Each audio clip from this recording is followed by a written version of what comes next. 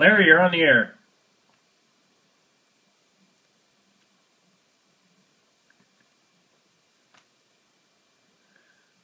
Uh-huh.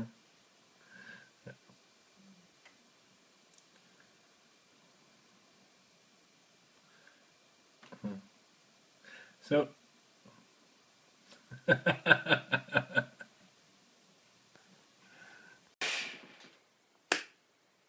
happy Homebrew Wednesday, everyone.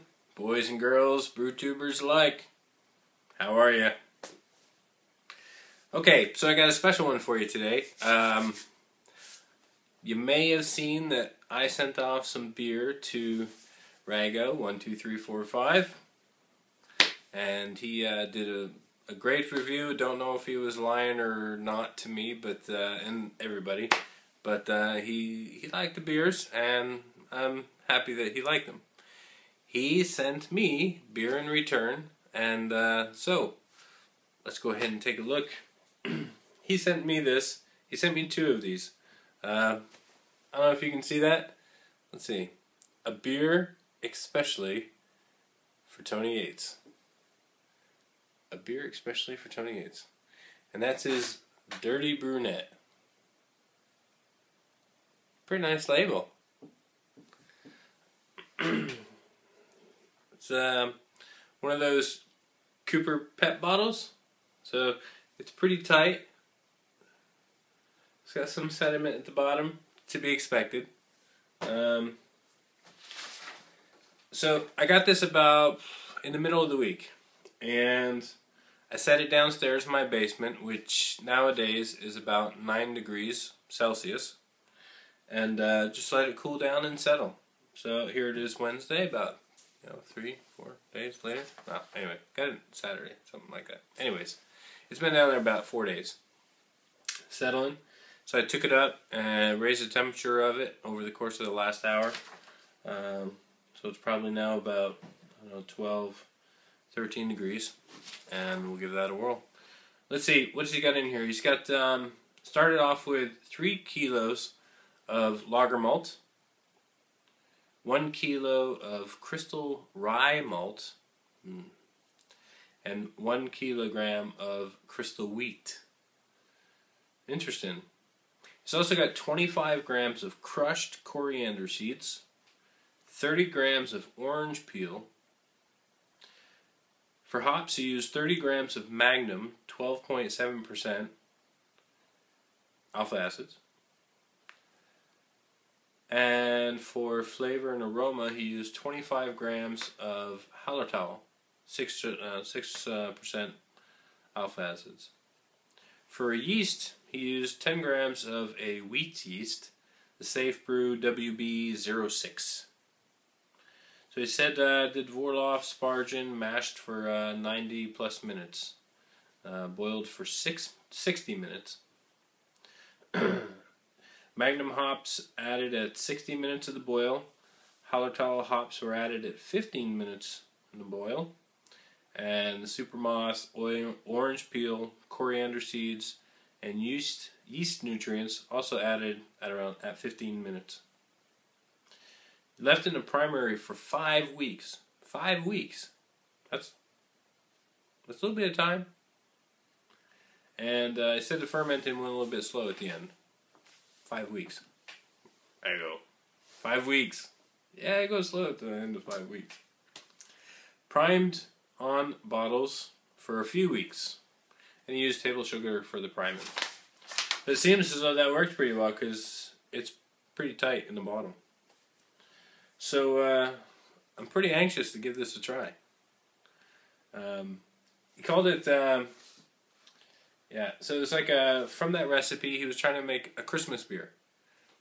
And, with those ingredients, why not? I've been hearing a lot about Hallertau on one of the brew channels I've been just recently subscribed to. It's like Brew Cooking. I'll get you the name of that. Alright, so I am anxious to give this thing a pour. Let's give it a pour. Oh, got a hiss there. Oh, that's filled right to the top. Holy moly. Oh, I can smell the orange right now. That's wicked. Oh, can't see that.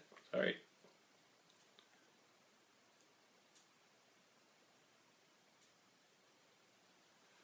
Alright. Oh, oh, oh, oh, oh, oh, oh. Just a bit over. Just a bit over. Okay. That's got pretty good color. Oh yeah. I got a bright light over there. That's got pretty good color. It's like a nice burgundy, actually. See if I can get this with a light for you. Light here somewhere. There we go. It's like a nice burgundy, sort of hints red. That's pretty nice. It's got pretty good carbonation. See if you can see that.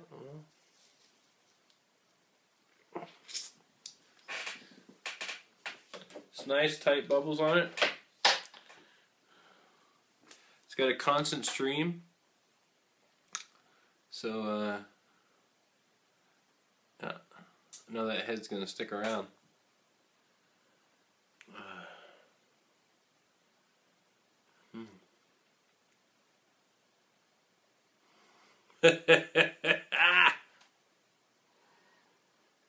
Oh, I've smelled that before. I wonder if that's that coriander seeds that give off that sort of aroma. It's like, oh, I almost wish I'd tried one first so I could look up what that scent is, but where have I smelled that?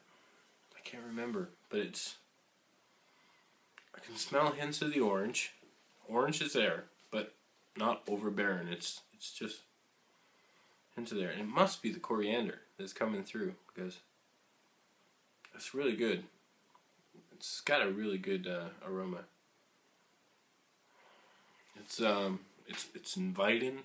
It's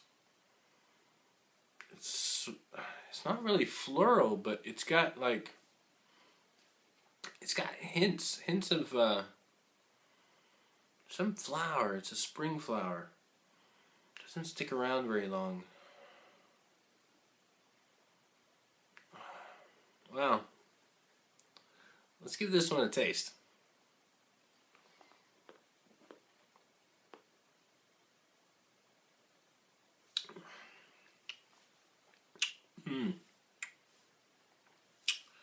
That's pretty good. That's a nice Christmas beer.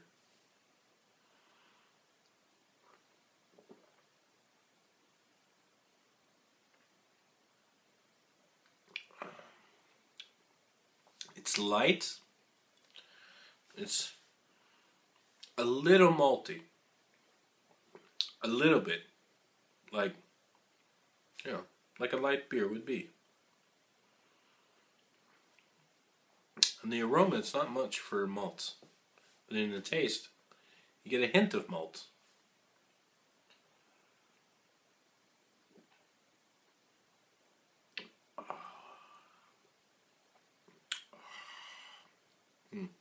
Carbonation. I don't burp good on camera. Off camera, though.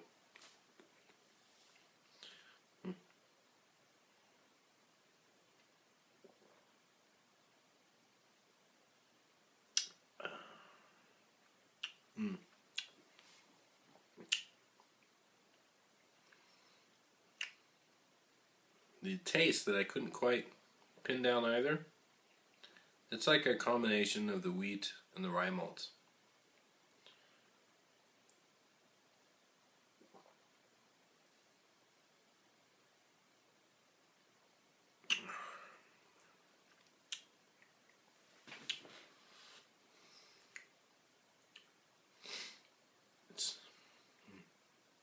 This is a hard one to pin because it's quite unique. I've never quite tasted anything like this.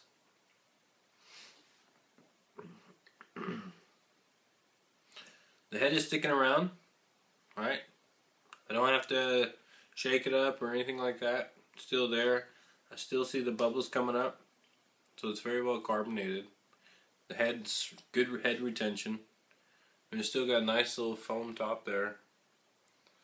So that's definitely a good characteristic of it. That burgundy is really kind of an interesting color. It's Christmas ale. Wheat, rye malt, and lager malt. First beer meal, so it's fantastic. I really do like it. It's a very nice Christmas ale. I would be very happy to brew something like this for Christmas. I know you should be proud of this one. Cheers. I'm gonna enjoy that. So, you guys don't want to hear about the brew stand, do you? It's not Tuesday, SJ, but you know,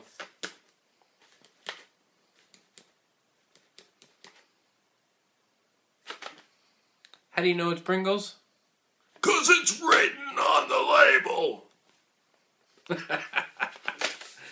Hey, speaking about SJ, he did a little experiment up on Justin TV. I don't know if you guys watched that. Even in Norway, bursting with flavor. Is that written backwards on your camera or in your view? Right. So SJ did an experiment. He was up on Justin TV, and he filmed or broadcast his entire brew day, start to finish, setting up, cleaning, getting things ready, showing off the starter. Goes off, sanitizing everything down. Got the mash ready.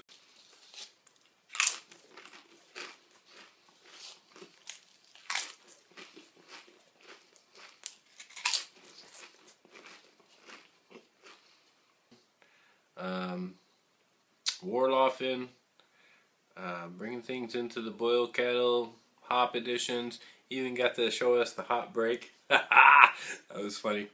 Finally got that right at the end. All the meanwhile, he's just talking, and tell you what, man, that was very cool. It got real. I mean, there's reality TV, and then there's watching SJ pour brew beer. That was great. That's real. Let's see. Had a really good time with that. Had some good people come in and chat, so that was cool. I think we were up to 17 at one point, so that was very nice. What else was going on there? Oh, all in the middle. He's like, you know, when you're making homebrew, you got to be drinking homebrew. So he goes off, gets a homebrew out of his tap on the fridge, and then it goes empty. So he has to swap out his keg.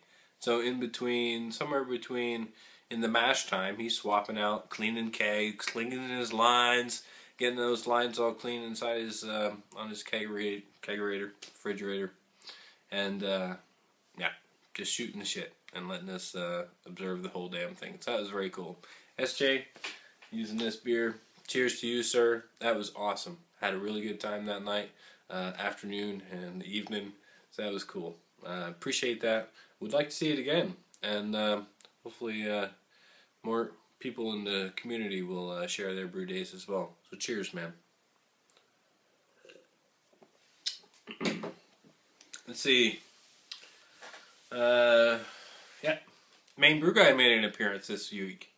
That was very cool. Gary, good to see you again. Focus, get it right, get it done. We'll see you when it's over. Yeah, be cool. Oh, so the name of that channel that I started to watch, that, you know, is sort of pairing beers and food and just all kinds of interesting beer ideas. Basic Brewing. Check them out. Give their channel a check-in. Basic Brewing. So YouTube/user/Basic Brewing. Couple nice guys. Older folks. Kind of older guys, but I'm kind of an older guy myself, so you know, I really enjoy those guys. It's like watching a cooking show, but with a couple dudes brewing beers, drinking beers, and eating good food with it. So yeah, the equipment. The electrician came, hooked me up, but he forgot 3 pieces that go in my control panel. And those are the connection points that I'm supposed to put in the control panel to connect the cables to. So they specially fit the cables I got, and do you think I'm a little bit upset about that?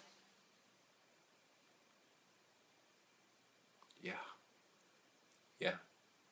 So they tell me next week, you should have those to you. We should have those by you to you. We should have those for you by next week.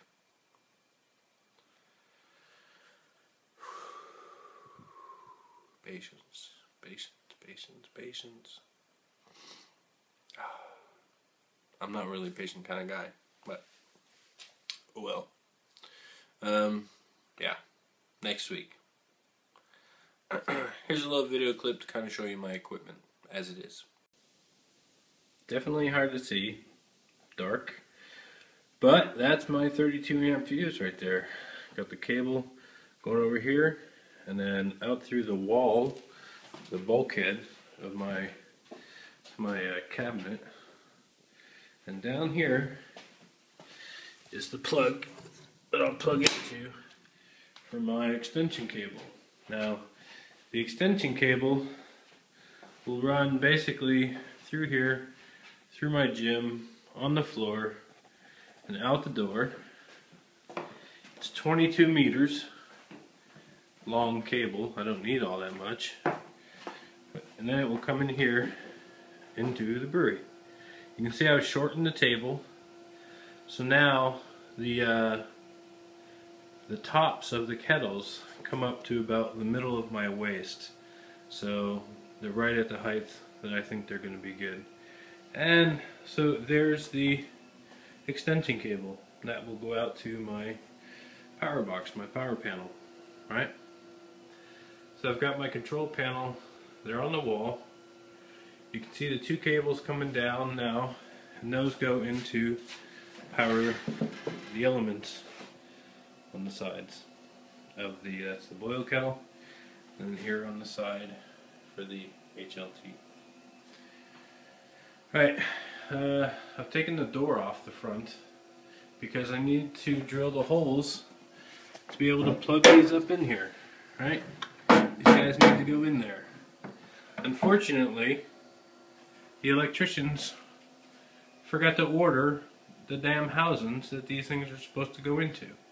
So that will be here next week, yet another week. So the guts of the control panel is just over here. I did have to replace this DC, what do you call it, variable DC switch, where you can turn the screw and vary the DC output that controls the voltmeter. So I went ahead and changed that. Changed the new power converter here from 220 to 12 volts. So I'll just retrofit that all back into the panel when I've got the holes drilled in to the box. But yeah, it's kind of rusty, but just because I sanded all that down, it's not very mirror-like. The inside is still gray though. So that's basically my setup. Boil kettle, mash tun, HLT, 2 pumps at the bottom that I still got to hook up. Here's a coil that goes inside the HLT. There's some ink on it that I still need to take off. Right, there's the standard ink that comes on it. Unfortunately, it goes through the whole damn thing. So I need to find some chemical to take that off. Right, got my hose there.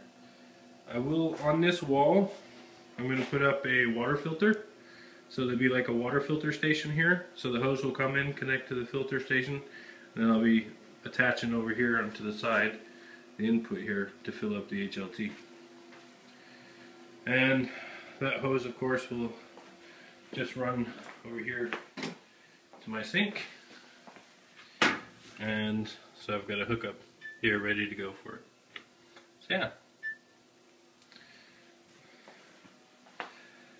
This week I've ordered the hoses in order to connect up everything, and also the T's, the T fit-ins to put in the temp probes. I've also put in the temp probe inside the boil kettle. You can see there on the back. So it's all set there. So yeah. Also, the temp probes. You know, if you get those from Spike Innovations, they come with these nice ends that basically plug into like microphones. Let's see here.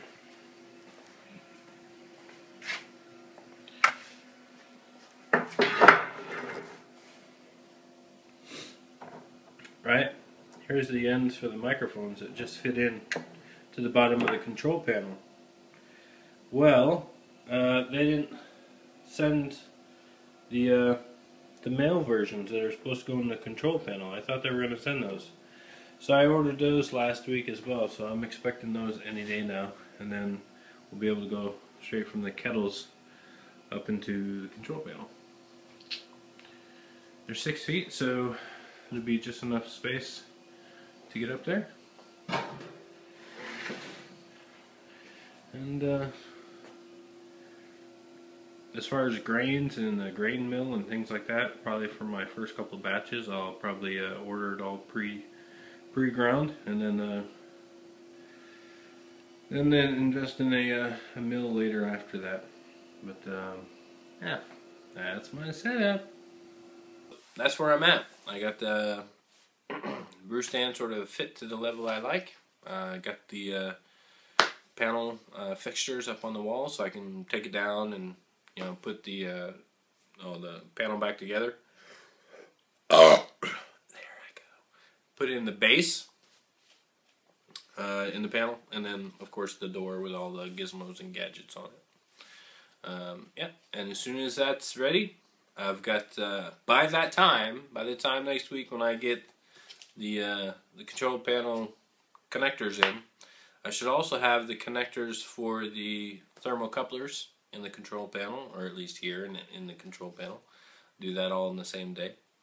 And then I know that today all my hoses and T-fittings and other things that I ordered, pretty much I think everything I'm going to need it was sent today. So it should be here in a couple days. And yeah, so hoping I'm on track. By the end of January was my last prediction that I would be able to brew in my new setup. And I think I'm still on track for that. So I think I'm good. Yeah.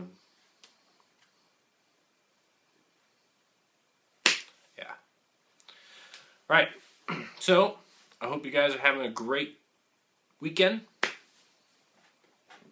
Hope you guys are all having a great week. Happy Homebrew Wednesday. Cheers. 17. Be safe. Be well. Be kind. Be good. Drink good beer.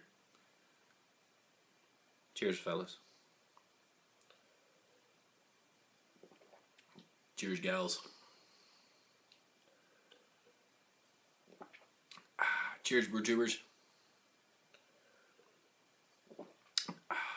Cheers. Okay, so I'm sitting here and I'm enjoying Rago's beer. Right? I'm still drinking, man. It's good beer. And then, as I'm drinking it, I'm watching some Homebrew Wednesdays, and it hits me. Now I know what this beer tastes like. If you see on the screen behind me, I remember it was a couple months back. I didn't have any more Homebrew, so I went down to the store. I was looking for something to buy, and I found the Homebrew, and that's what this beer tastes like, but fresher, newer, fresher, just sort of more present. And that's what this beer tastes like. Let me show everybody what I mean. Can you see that? Homebrew. That's the one I'm talking about. It's also a similar color, if you look at that. That's very interesting. So, that's kind of cool. Yep.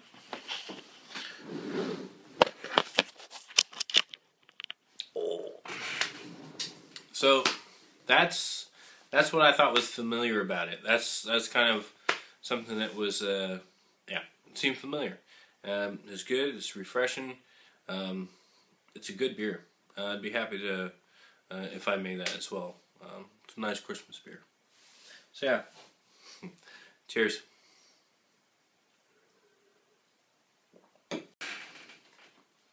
Oh, before I forget, SJ,